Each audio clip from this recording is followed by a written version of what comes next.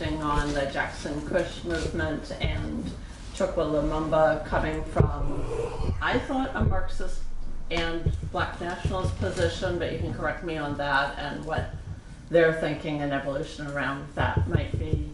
And then just a comment that I work with early care educators in San Francisco, and among them Chinese Hong Kong Americans, and they were tweeting out support, but haven't seen them rallying, but also speaking out against British imperialism in Hong Kong, so holding both those thoughts at the same time. Those are my two comments. Okay, we'll take more questions. No, we're right behind you. Let's please make a note. So, yeah, go ahead. I have a couple of quick comments at first. My name is Darrell Mitchell. I come down here with Robin Yeamans. Together we wrote, I think it's the first American Marxist glossary ever written by American Marxists. And it looks like this. You can find it for free if you go to Facebook. If you go to the site, Marxist Glossary Discussion. I have a couple of questions, but generally speaking, I have a different view of the national question. But to go to some factual material, there's several people in my view that have produced the best stuff on the national question in this country. James Allen, Harry Haywood, and Nelson Perry. There's other writers, for instance, Gus Hall put out a 1955 pamphlet. And James Jackson, for the brother right here who asked, he's the specific person who changed the CPUSA position. I think he did that in 1949. It went to precipitate the split in the CPUSA. It was Lenin himself who defined Negroes as a people. From there, after the formation of the Comintern, they set up a commission to deal with what they called the Negro question. But back then, Negro meant something different than what it came to mean. And I'm just saying these things because it's an interesting, complex discussion that I wish we could carry on in the future. But you can find myself and Robin at Marxist Glossary Discussion. In the files is roughly 50 articles. One of them is called The Comintern Position on the Negro Question, a look at Harry Haywood's book. I'm familiar with all of Harry's writings, all of James Allen's, and etc. But in going forward, we can talk about some of these things because it's just interesting stuff. Okay, let's take one question. I just wanted to say on the what you called the black belt theory, personally, I reject the theory of racism, that what you look like and what I look like is important. Yeah, it has a big effect. Yeah, it's America. But the question is the national question. Do you see Lenin, Stalin talking about race? No, because they set the problem up in a way it could be solved. The U.S. bourgeoisie has set the problem up in a way it will destroy the U.S. worker every time. And I think approaching it from Stalin's definition is really more helpful. And we see, you know, the South, we women are seeing these anti-abortion laws coming out of there. When you look at a map of where's the problem coming from, every time it's coming from a defined geographic locality. And I don't think that the books that talk about the black belt theory are saying that only black people in the South form a nation, but the people in the South have a common culture. You know, they eat different food than we do, some of which comes down to us from slavery. And I really think that it's important to stick with Stalin's definitions and look at what would it mean if the black belt states withdrew from the U.S. Oh, that's an interesting thought. I mean, we're assuming Civil War's over, it'll never happen again. But let's think about what Lenin and Stalin wrote and not racism, which is what Hitler wrote about. Okay, let's finish with all the comments, then together you answer. Two more people. Okay, So, well, Richard. yeah, I have to say I'm not clarifying. I'm still confused. I don't think the speakers clarified the question for me. For instance, I don't think, I think there's a failure to distinguish between the nation and the nation state. Nobody mentioned the nation state. And I think states could exist in all exploitative societies, except socialism, which is a special case, which is the socialist state is a repressive state, but it's part of the transition to communism. But all previous states are repressive apparatuses, feudal states, tribal states, and so forth. And similarly, I think nations, the definition of nations can existed before capitalism too. And so I'm not. I think we need to be a little bit more. I think maybe it's true that the nation state is specifically a capitalist invention, but I'm not even sure about that. Anyway. Bonnie? No question. Okay. Jean, did you want to come back with anything, or because as a questioner you started off with a comment? Yeah, well, I just want to thank everybody for their comments, and I'm glad I raised the issue. I think what people said kind of substantiated what I was saying, and I really know no place where Stalin and Lenin really differ on this or any other issue. But we can go on, and I appreciate the discussion, and maybe we should schedule another one in the future. Okay, now floor is yours, and we have 15 minutes to finish. Okay. We have what? Good. The floor is theirs, and then we have 15 minutes to finish. So, Thank you. I just thought of a question. oh, you hadn't asked Yeah, I before. hadn't. So go ahead. Yeah, I just want to say I feel confused about the situation in Hong Kong, and what I think of usually, is within my neighborhood or where I live in Oakland, with so much media coverage of the lack of the slant being lack of democracy by the Chinese government, and and it's portrayed as as really repressive, etc. How to talk to that? Because I have questions too. I mean, I heard Steve Zeltzer, interviewing people, It's terrible. and it sounds pretty repressive and pretty undemocratic, the Chinese government. So, what am I to say to people who are working class people, in America, in Oakland, etc. Okay, so you two speak, and then the program ends at 1 o'clock. Yeah, just if I may, on We have enough time. the Hong Kong issue. You had 15 minutes? Yeah, 15 minutes, maybe they'll... Go ahead, man. You have one more question? Yeah, go ahead. You haven't spoken, right, I know. Take the microphone, though. It's right to rebel. Right? Don't waste time. It's right to rebel. Against reactionary. We're fighting to save Julian Assange's life. He's emancipated in a Britain prison. And we're fighting to save Chelsea Manning, who's had a sexual operation, changed her sex from male to female. And she's under extreme pressure in a West Virginia jail controlled by U.S. Marshals. It's right to rebel. Just because you see a few American flags, or even if you see 1,000 American flags, that doesn't mean that America is controlling those people in Hong Kong. We were at a thing, I can't remember what it was, but it was, we were at a, some sort of thing, a labor thing, and there was a woman, would you please be quiet? I think most people can understand. Microphone a little bit away from your lips. Yeah, Norma, So, can people understand me? I can't. That's better. That's better. Sure. Fine. So, I won't even use the mic because I have a very loud voice. Okay, good.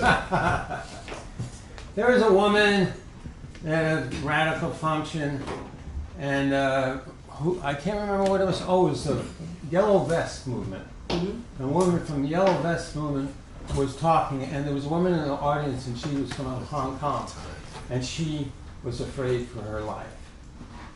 Okay? And she was just an innocent. She's just somebody that didn't know. I was thinking, well, you got to organize, So what am I going to do if I go back to Hong Kong? They'll kill me and this and that. There's billionaires in the Communist Party. Yeah, that's what I've Okay? been hearing. So I don't dig the Communist Party in China. I'm sorry. I can't dig that. because the billionaires are killing me. He's talking about the life in the 60s was better. Well, the draft, the reason I'm a radical, and it's often overlooked because a lot of people he went into organizing, but a lot of people were sucked into the military. I was one of them, was smart. I was in for 30 days and I got the fuck out. How many thousands of people went to Canada? So we have to, that's another little aside. But basically it's right to rebel. Okay. So I support anybody that rebels. I don't support the Tibetan people because they're under the yoke Okay. of this phony religious guy. Okay, thank you very much. So now you have 12 minutes. So your time is short, so please try to wrap it up. 6 minutes each. I or agree whatever. that Hong Kong is undemocratic, but it is not controlled by China. The system in Hong Kong is determined by the bourgeoisie in Hong Kong. The formulation is one country, two systems. Hong Kong has a capitalist system. Now, wages in Hong Kong, under capitalism, which has not been that successful in Hong Kong, wages have stagnated, rents have gone higher, and living conditions in Hong Kong have declined a lot over the last decade or two. And so people in Hong Kong are pretty unhappy, but they embrace their capitalist class as their savior. As long as they do that, I think they're probably not going to be very successful. What people in Hong Kong do, young people in Hong Kong who want a future, they go next door to Shenzhen, China, which is one of the most dynamic cities in the world. It's probably the most modern in terms of high technology city in the entire world. People go there and try and start businesses, find employment. So that's kind of like a way for young people from Hong Kong to find a future. The people who stay in Hong Kong are people who I think young people are mainly the youth, the young people who are the relatives of the Hong Kong bureaucrats. Hong Kong has a really big civil service. Hong Kong is a world-class banking system. And China depends on Hong Kong's clearing of international money markets. And China is dependent on that. And China, I would say that although in terms of trade, Hong Kong is not nearly as important as it used to be. In terms of finance and international clearinghouse, Hong Kong is the most important city in China for that purpose. But I think the rebellious youth that you see today in the streets, I think they're children of the Hong Kong bureaucrats. There are thousands and thousands of Hong Kong bureaucrats. They are all going to lose their jobs under communism. They're the losers. When Hong Kong really integrates into China, everyone knows that's coming. The bureaucracy will disappear. There'll be a socialist bureaucracy that replaces it. And people who have been affiliated with the local bourgeoisie are going to be losers. So this is, I think that frames the politics of what's happening in Hong Kong. And although people say that China is getting really bad press now in Hong Kong, it's nothing like the bad press that China got in the Tiananmen riots, the Tiananmen counter-revolution. China got much worse press. And I don't think China has been repressive. China is cautious about handling Hong Kong, but China, at some level, if things really get out of hand, I guess China will have to intervene, to put down violence. But I think China's doing everything it can to moderate its rule. The Chinese government is responsible for Hong Kong's security, international security, and is responsible for the Hong Kong police, and that's about it. The rest is up to the local bourgeoisie in Hong Kong. And people if they remain committed to that class instead of to the working class, I don't think the future is very bright for the young people in Hong Kong. They need to switch their class allegiance. Many of them have, but I think we're seeing if you look at the sociology of the demonstrations, I think it reflects this sort of privileged or formerly privileged sector of young people who are connected with the Hong Kong civil service who see themselves as losers, because in the long run they are. Their kids, a lot of them without jobs, they live with their parents. They're not productive, and they are very easily influenced by British imperialism or so-called democratic ideals from Britain. So you see them carrying and waving Union Jacks at the airport, and sometimes even American flags. So it's a kind of a false consciousness, but it's rooted in their real class position as losers, as trying to integrate, as Hong Kong integrates into socialism. So there's that. I'll mention one more thing. One of the unusual aspects of the black belt theory, to me, is, first off, I think in America the color boundary has always been, at least what color you are, whether you're black, whether you're white. This color issue has always been an issue. White people are white people. Black people were Negro people. Okay? If you have a Negro nation in the South, the black people in the Negro nation, they are Negroes. The white people who live in the Negro nation, they're also Negroes. Correct. Yeah.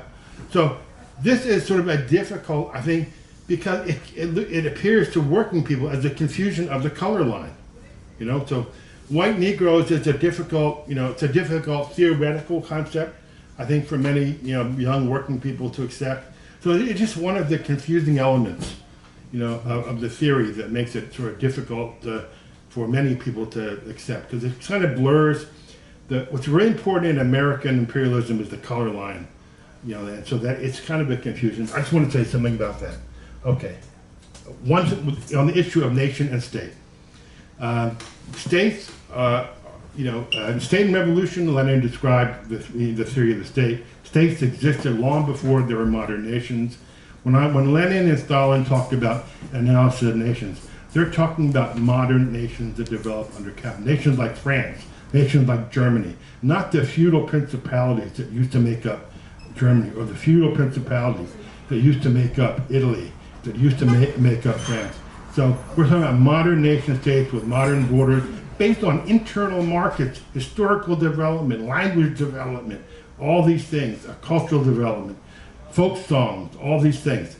And these are modern nations. They develop under capitalism with the beginning of the rise of the bourgeoisie, when it was the middle class under feudalism. That's where you get national development. So when Marx and Lenin talk about nations, that's what they're talking about.